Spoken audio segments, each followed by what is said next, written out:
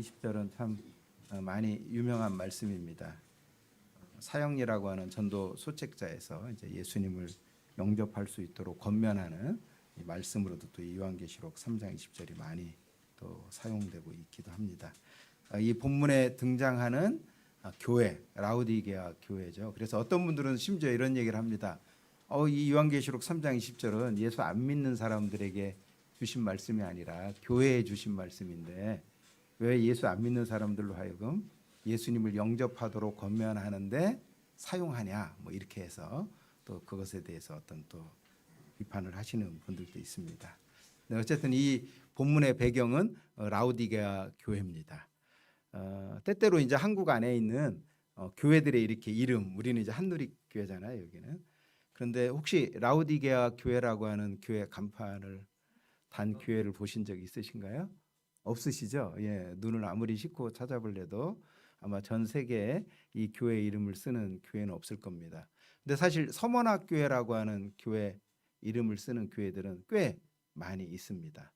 왜냐하면 이 아시아에 있는 이 7교회 중에서 칭찬받은 교회이기 때문에 이제 서머나 교회 이름을 쓰는 그런 교회. 우리도 그런 교회같이 참 되었으면 좋겠다라는 그런 바람 때문에 이제 그 이름을 사용하는 교회가 있는 것 같고요. 이 라우디게아 교회는 하나님 앞에 칭찬은커녕 책망만 들었기 때문에 누가 이런 교회 이름을 쓰고 싶은 교회가 어디 있겠습니까? 네, 그럴 만큼 이 라우디게아 교회는 이제 하나님 앞에 책망받은 교회인데 그 15절, 16절 저희가 읽지는 않았지만 거기에 보면 이 교회가 예수님께 책망받은 내용이 나옵니다.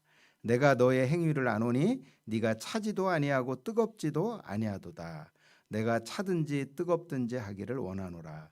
내가 이같이 미지근하여 뜨겁지도 아니하고 차지도 아니하니 내 입에서 너를 토하여 내치리라. 이렇게 말씀하고 있습니다. 미지근하다라는 거죠. 뜨겁지도 않고 차지도 않고.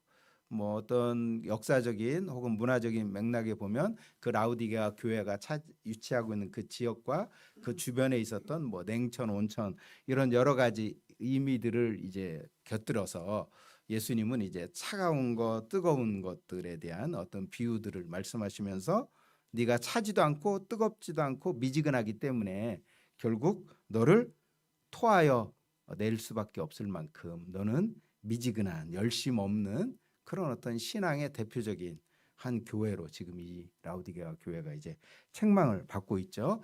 그래서 이 교회를 향해서 예수님께서 19절 하반절에 보면 네가 열심을 내라, 회개해라 이렇게 말씀하고 있습니다.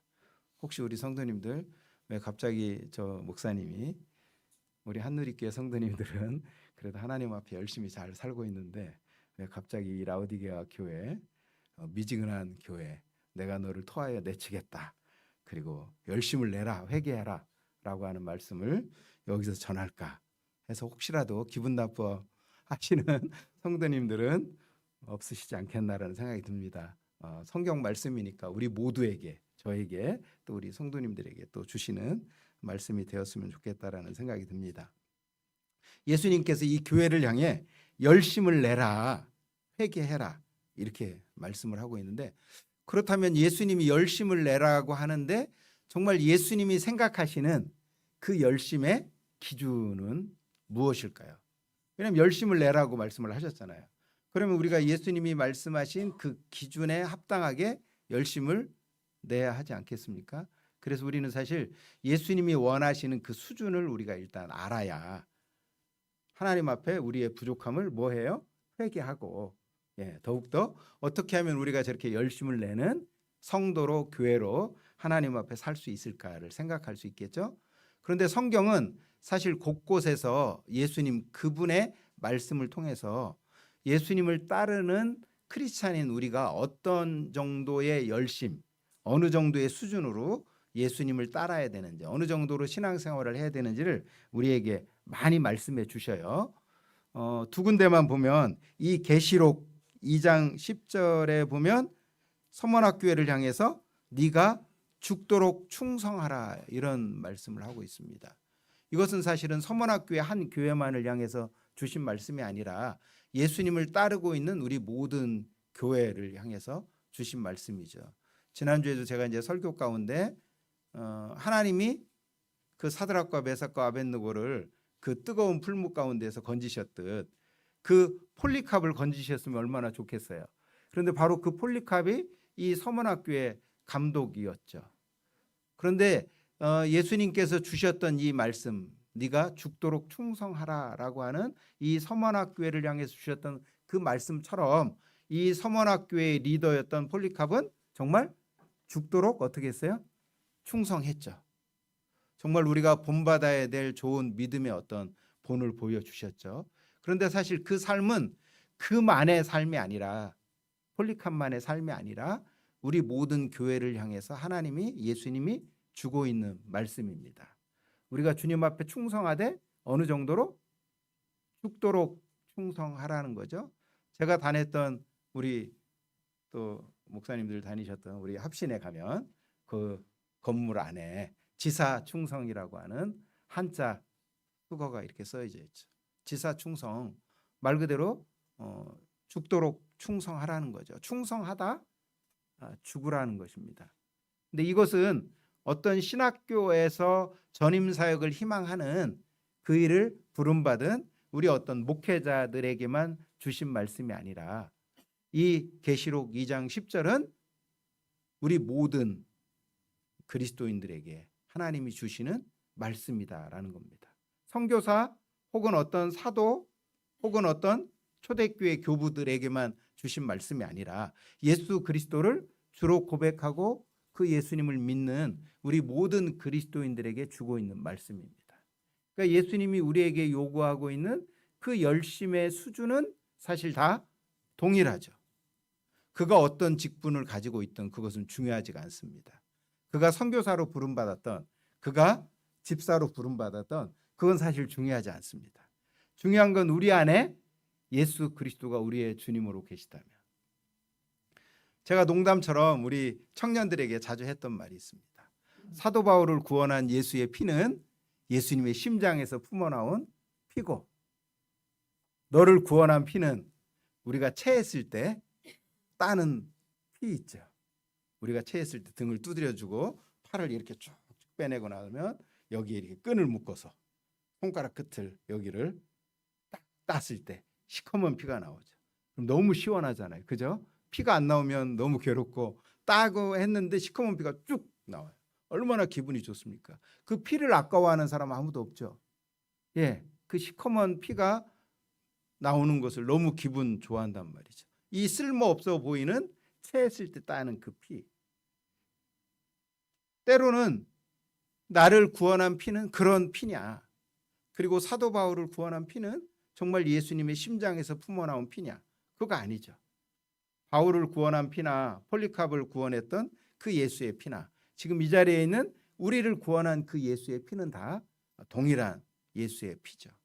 그분의 심장에서 나온 그 피죠. 그렇기 때문에 그를 구원한 그 하나님의 은혜, 나를 구원한 하나님의 은혜, 그리고 그들을 구원한 그 하나님의 은혜로 그들이 하나님 앞에 살아간 그 충성스러운 삶과 우리가 하나님 앞에 살아야 될 그 충성스러운 삶은 어떤 등급이 있을 수가 없죠. 동일한 예수의 피로 구원받은 우리 모든 그리스도인들은 모두 다 동일하게 예수님이 가셨던 그 길을 따라가야 되는 것이죠. 그것이 바로 예수님이 우리 모든 그리스도인들에게 요구하고 있는 그 열심의 수준이죠. 저는 이제 요즘 누가복음을 묵상하고 있는데 그 누가복음 14장 26절로 27절에 보면 또 예수님이 이렇게 말씀하고 있습니다. 무릇 내게 오는 자가 자기 부모와 처자와 형제와 자매와 및 자기 목숨까지 미워하지 아니하면 능히 나의 제자가 되지 못하고 누구든지 자기 십자가를 지고 나를 쫓지 않는 자도 능히 나의 제자가 되지 못하리라. 누구든지.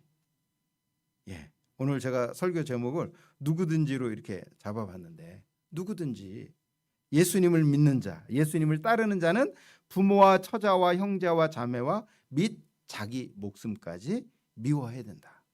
누구든지 자기 십자가를 지고 나를 쫓지 않으면 능히 나의 제자가 되지 못한다. 여기서 능히 나의 제자가 되지 못한다라는 이 제자는 예수님의 12 제자만을 말씀하는 건 아니거든요.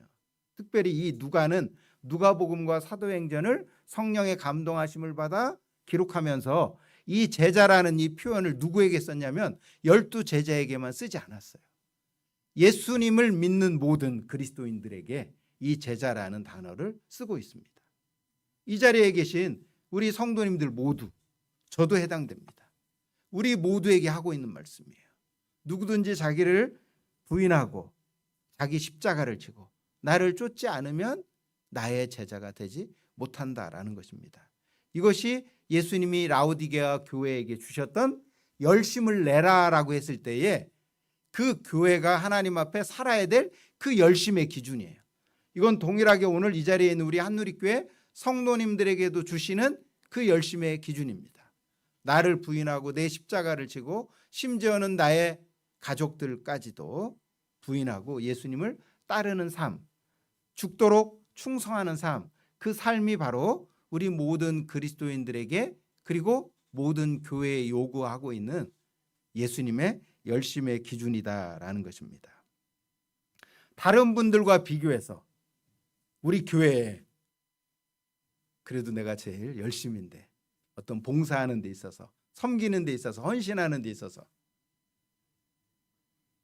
그래도 내가 우리 교회 안에 가장 본이 될 만큼 열심히 살아가는 사람인데 우리는 때때로 내 주변에 있는 또 다른 사람들을 생각하고 그 안에서 나의 어떤 위치를 가늠할 때가 있습니다.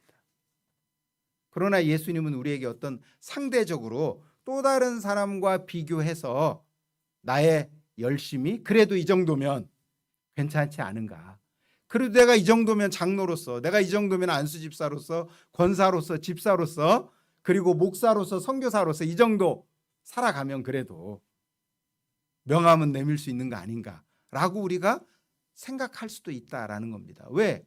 때때로 우리가 사람들 속에 이 공동체 속에서 또 다른 믿는 그리스도인들 안에서 살아가다 보니 나 스스로를 그들과 비교해서 이 정도면 그래도 하나님 앞에 그래도 살아가는 삶이지 않은가라고 우리 스스로 착각할 때가 있다라는 것입니다. 예수님 당시에 우리가 잘 아는 이 바리새인들, 그들은 사실 예수님에게 책망받았지만 그들이 열심히 없는 사람들이 아니잖아요. 11조를 냈죠. 일주일에 2번씩 금식을 하죠. 하나님 말씀을 지키려고 나름대로 얼마나 애를 썼던 사람들입니까? 비록 예수님께 책망을 받았지만 그들이 책망받은 이유는 열심히 없어서라기보다는 그들 스스로 정말 열심히 살아가는데 자기 스스로가 하나님 앞에 온전하다고 생각하는 거죠. 나의 이 열심 정도면 그래도 하나님 앞에 설 수 있다라고 착각하는 것이죠. 나의 어떤 행위로 하나님 앞에 설 수 있다라고 생각하기 때문에 결국 그것에 대해서 예수님으로부터 책망받은 것이지 그들이 결코 열심이 없는 사람들이 아닌 것이죠. 사실 우리가 이 시대에 하나님 앞에 우리가 신앙생활을 한다고 그러지만 예수님께 책망받았던 이 바리새인들에 비해서 우리가 결단코 더 열심히 내가 살아간다라고 말하기가 쉽지 않죠. 그런데도 불구하고 우리 안에 때로는 이 바리새인인들이 가졌던 그런 마음들이 우리 안에 있을 수 있다는 거예요. 내가 그래도 이 정도 일주일에 2번 금식을 하는데, 내가 11조를 드리는데, 내가 주일 성수를 하는데 이 정도면 그래도 내가 하나님 앞에 어떤 도리, 내가 그래도 성도로서 어떤 교회 직분자로서 하나님 앞에 헌신하고 살아가는 것 아닌가라고 우리 스스로 생각할 수 있다라는 것입니다. 그러나 예수님은 그들을 향해 뭐라고 말하냐면 너를 내 입에서 토하여 내치고 싶다라는 겁니다. 우리 스스로와 또 다른 사람과의 상대적인 비교 속에서는 나름 열심 있는 어떤 모습일지 모르지만 주님이 원하시는 그 기준에 비추어 보면 여전히 너무도 부족한 삶이죠. 너무나 부족한 삶인데도 불구하고 나는 부요하여 부족한 것이 없다. 단지 물질적으로만 부요해서 부족한 것이 없다라는 측면일 수도 있지만 또 다른 측면에서는 물질적으로 부요하기 때문에 더 많은 것으로 하나님 앞에 드렸을 수도 있어요. 나는 이 교회에서 또 다른 사람 5명이 낼 수 있는 11조를 드리고 있는데 라고 생각하면 나 스스로 부자라고 생각할 수 있어요. 내가 하나님 앞에 또 다른 사람들에 비해서 더 많은 것들을 하나님 앞에 드리니까. 그러나 그 열심은 하나님이 보시기에 뭐예요? 미지근한 열심이라는 거예요.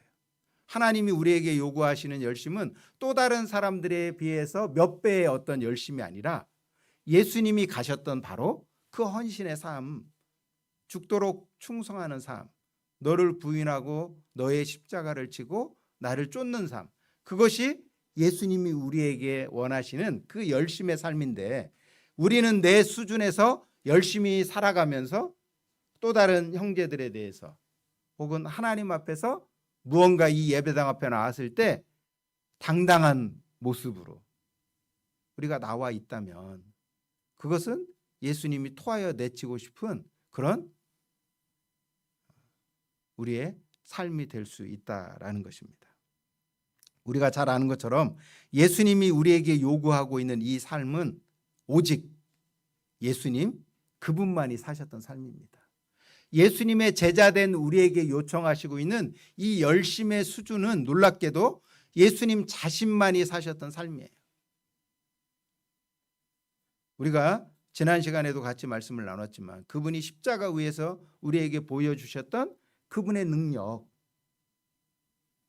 자신을 참혹한 그 십자가에서의 비웃고 조롱하고 모욕하고 있는 그들을 위해서 용서하는, 그들을 위해서 기도하는, 원수를 사랑하시는 그 삶의, 그 신앙의 온전한 그 수준의 모습을 보여주신 분은 우리가 알다시피 예수님 한 분뿐이시죠.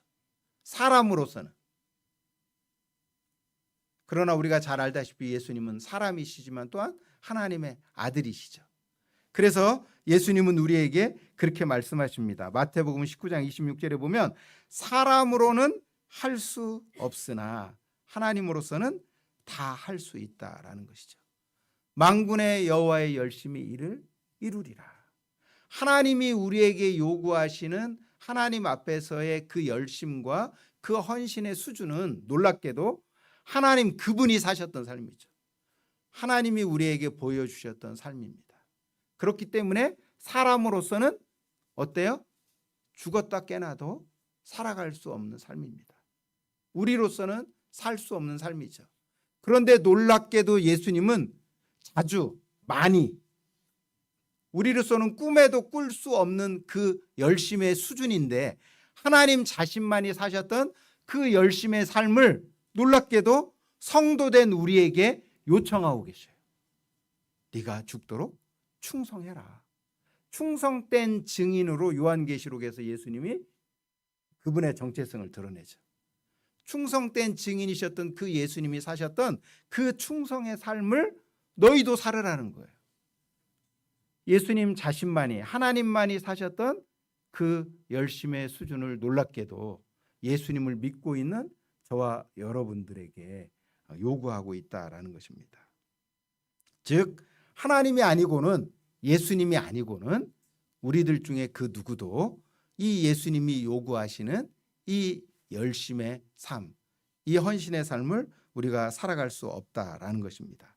그래서 우리는 예수님을 어떻게 해야 돼요? 믿어야 되는 것이죠. 우리로서는 예수님을 따를 수 없기 때문에 우리는 그 예수님을 믿는 겁니다. 그 예수님을 누구로 믿어요? 나의 구주로만 믿는 것이 아니라 어때요? 그 예수님을 나의 주님으로, 나의 하나님으로도 믿는 것이죠. 우리가 잘 아는 것처럼 이렇게 예수님을 나의 구주와 하나님으로 믿는다는 것의 의미는 시제로 부정과거예요. 우리의 역사 속에 단 한 번만 있는 사건입니다. 제가 이제 필리핀에서 사역할 때 보면 오늘 가서 전도하면 예수님을 영접하죠. 또 몇 주 뒤에 그 사람을 만나서 또 예수님을 전하면 또 예수님을 영접합니다. 네, 예수님을 2번, 3번, 4번 끊임없이 예수님을 영접하죠. 그러나 우리가 예수님을 영접한다는 것은 우리의 생애 가운데, 나의 개인의 역사 가운데 단 한 번 있는 사건이잖아요. 예수님을 믿는 거, 예수님을 영접하는 거. 근데 놀랍게도 또 성경은 우리가 예수님을 믿는다라는 의미를 예수님을 영접한 이후에 현재형으로 쓰여지는 경우들이 많이 있어요. 여기서의 예수님을 믿는다는 것은 예수님을 영접한다는 의미가 아니잖아요.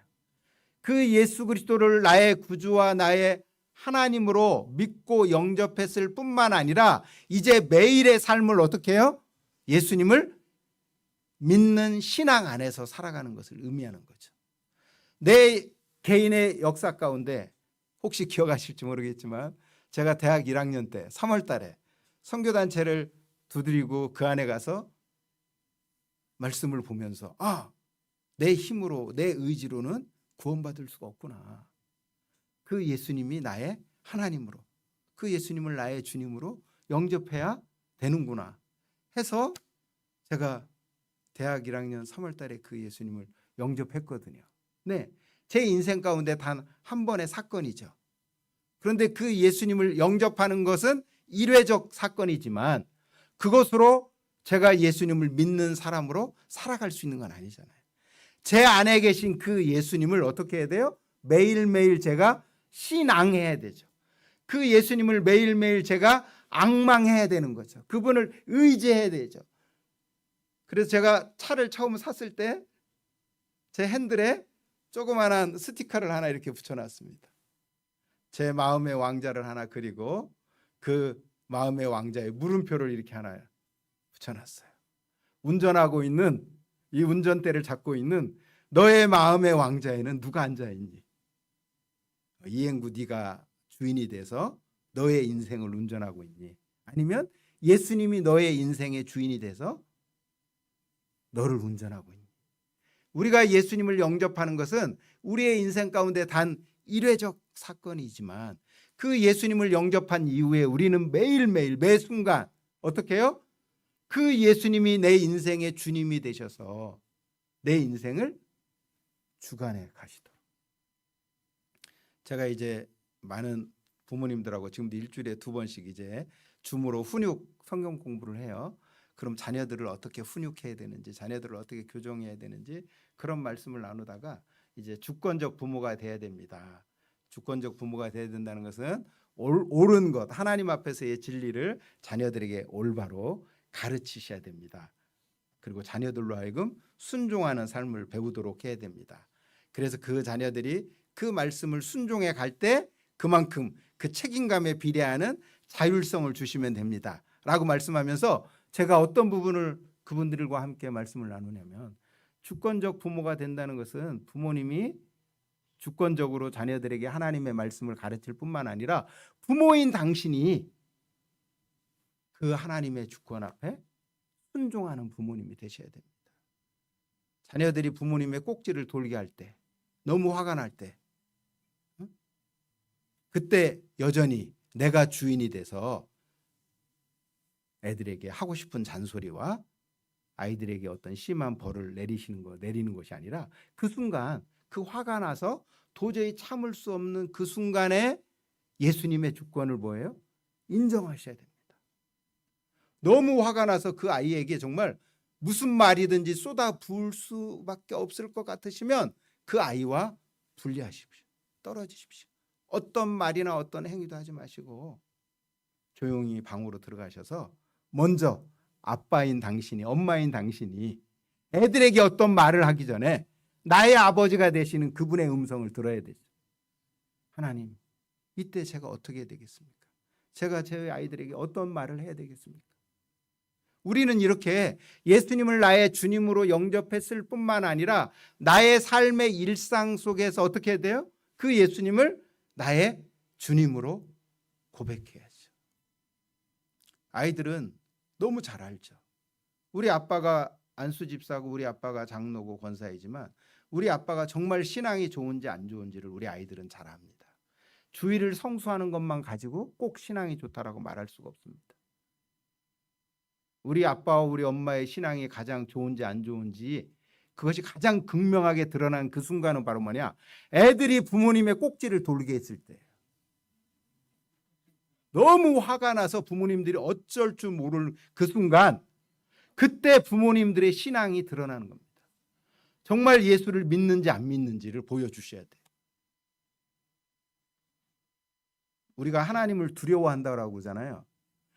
이 순간에서는 우리 엄마의 입에서 막 쌍스러운 소리는 아니어도 너는 어떻게 맨날 이렇게 하느냐라고 자연스럽게 아이를 향해서 막 어떤 말로 아이를 그냥 가슴을 후벼 파는 그런 말들을 할 수밖에 없는 우리 엄마인데, 갑자기 우리 엄마가 변한 것처럼 이렇게 인생이 변화돼 가면 애들이 두려움을 느끼는 거예요.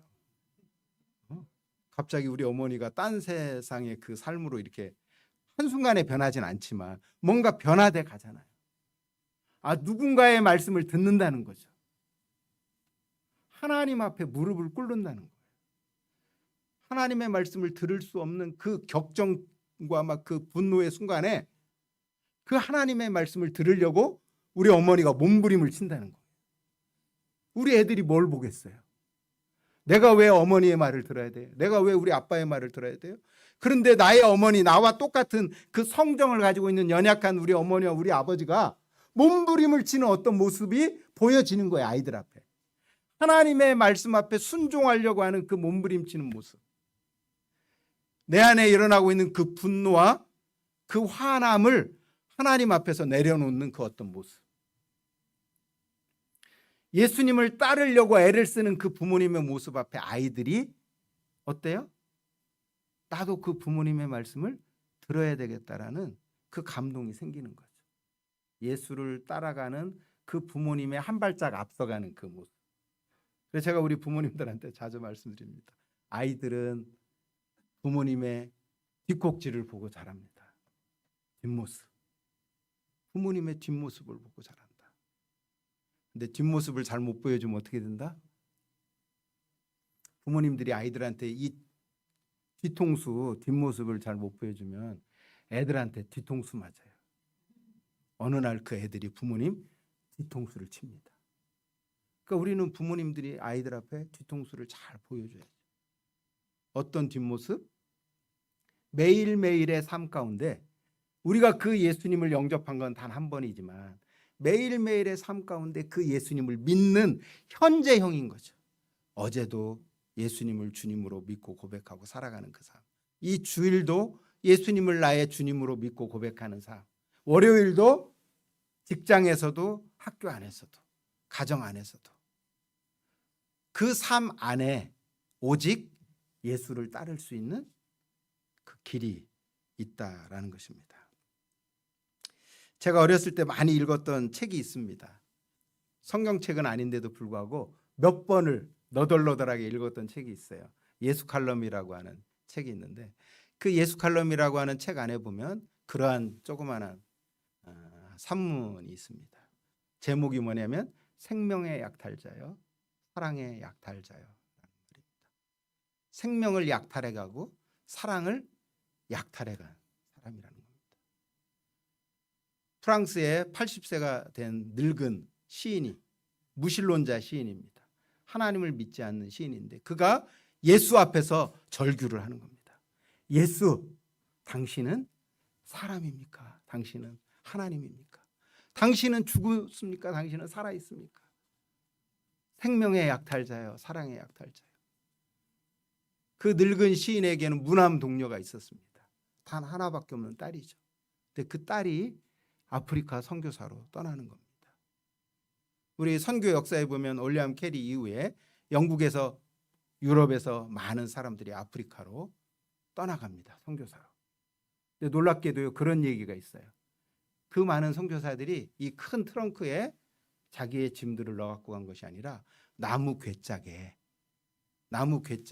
자기가 써야 될 일상 옷이나 가재 도구를 넣어가지고 갔다고 합니다. 가방이 없어서가 아니라. 왜? 그 당시에 선교지로 나갔던 선교사들이 2년 안에 20명 중에 19명이 죽었어요. 95%가 선교지에 나가서 2년 안에 죽임을 당했습니다. 그래서 많은 선교사들이 트렁크에 옷가지를 넣어갖고 가지 않고 나무 관 같은 그 상자 안에 자기 짐을 넣어갖고 갔습니다. 2년 안에 20명 중에 19명이 다시 그 관 속에 들어가기 때문입니다. 그러한 때에 나에게 단 하나밖에 없는 그 무남 동료가 지금 성교주로 떠나는 거예요. 그러니 그 시인의 가슴이 얼마나 갈갈이 찢어지겠어요. 그래서 그가 외치는 거예요. 내 생명을 약탈해가는 사람이라는 거예요. 누가? 예수, 당신이. 내 사랑을 약탈해가는 생명의 약탈자요, 사랑의 약탈자요. 예수, 당신은 하나님인가? 당신은 사람인가? 당신은 죽었는가? 당신은 살았는가? 그 아버지를 덜 사랑해서가 아니잖아요. 그 아버지의 은혜를 그 딸이 몰라서가 아닙니다. 그 아버지의 은혜와 그 사랑이 이루 말할 수 없이 크지만 그 하나님의 은혜와 그 예수님의 사랑이 그 자매의 발걸음을 이끌어간 것이죠. 우리 더 패션 오브 더 크라이스트라고 하는 짧은 한 1분 정도 영상인데 한번 잠깐, 다 이미 보신 영상이지만 한번 보고 말씀을 좀 마무리해 보도록 하겠습니다. 예. 한번 불 잠깐 꺼주셔도 좋습니다.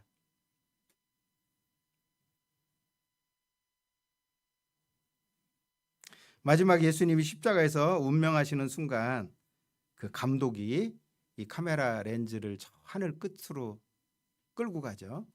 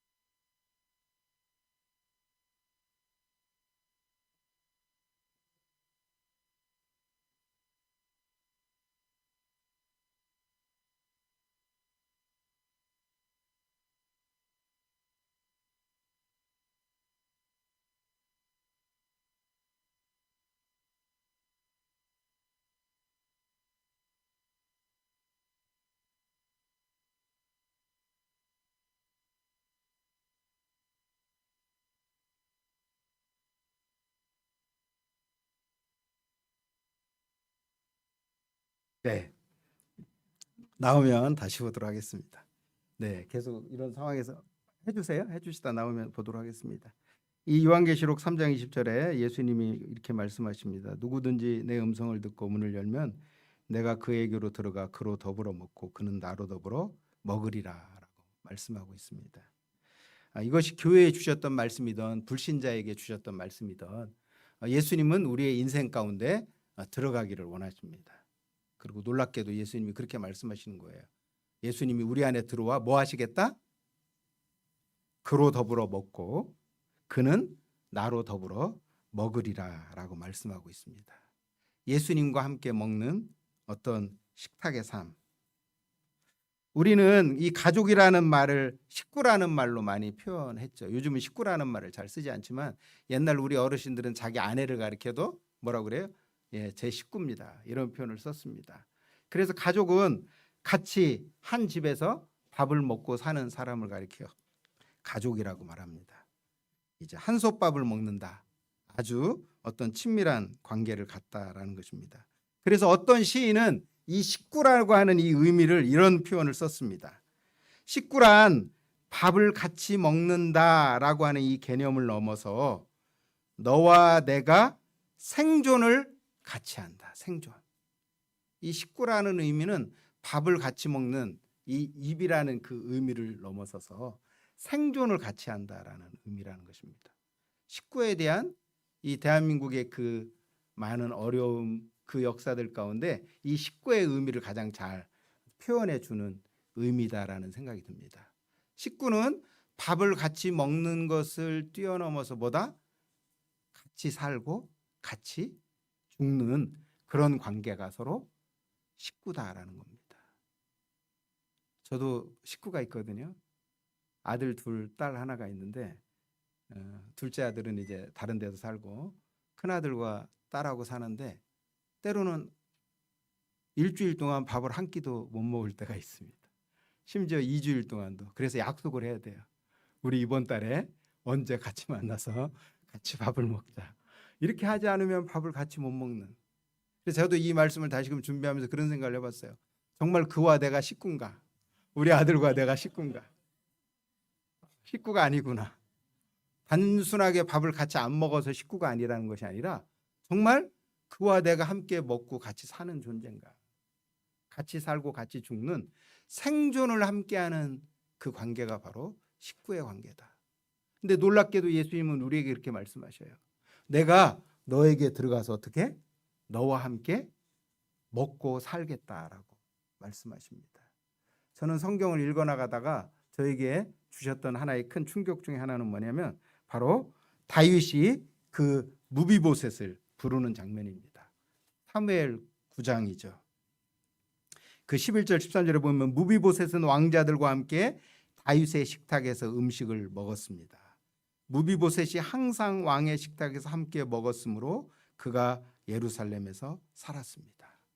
저는 노량진에서 거주하고 있거든요. 노량진에 가면 사육신의 묘가 있습니다.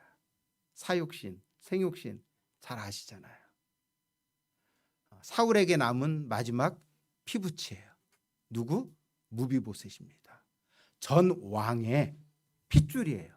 왕자입니다. 그래서 모든 역사의 왕조는 새로운 왕조가 들어오면 어떻게 돼요? 그 전 왕조의 왕족들을 다 죽이는 겁니다. 왜? 그래야 반역의 씨가 다시 생기지 않기 때문이죠.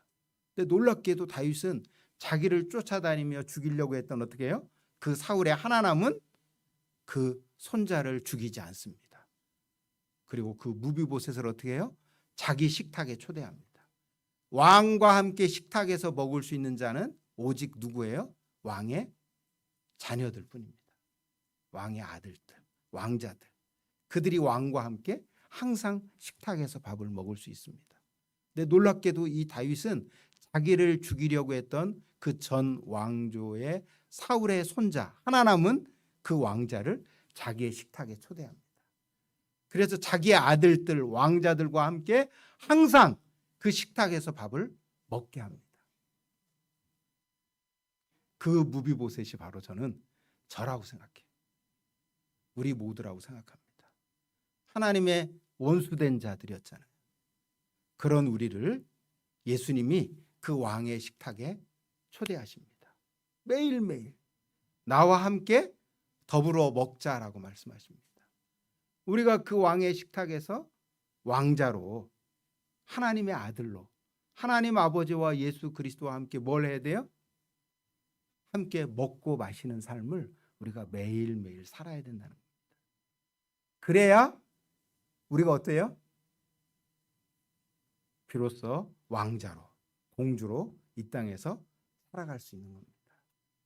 형제님은 왕자님이십니다라고 아무리 외쳐서 그래서 당신은 월요일부터 토요일까지 세상 가운데 왕자로 살아야 됩니다라고 우리가 그분의 정체성을 주지시켜 주는 것도 중요하지만 더 중요한 거는 그 왕자가 매일마다 어때요?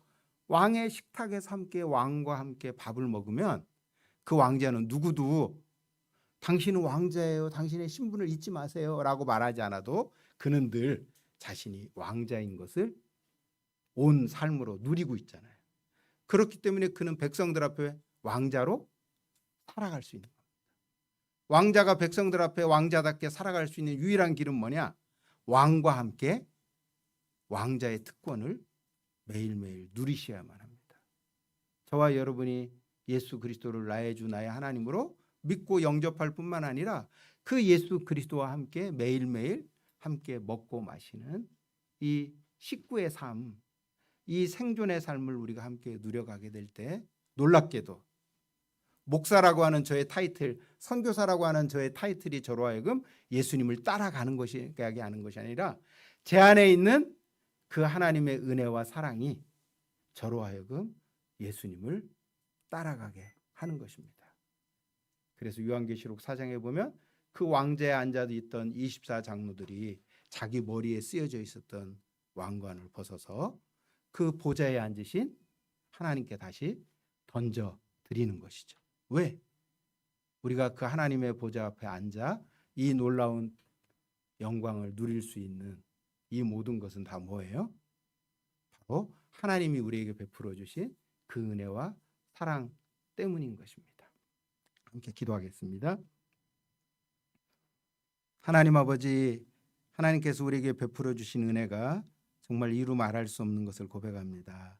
감히 우리같이 연약한 자가, 나밖에 모르는 자가, 심지어는 부부싸움을 하면서도 나를 중심에 놓기를 원하는 그렇게 연약한 우리가 예수 그리스도를 따라갈 수 있는 이 엄청난 은혜, 이 축복을 우리에게 허락해 주신 것 감사를 드립니다.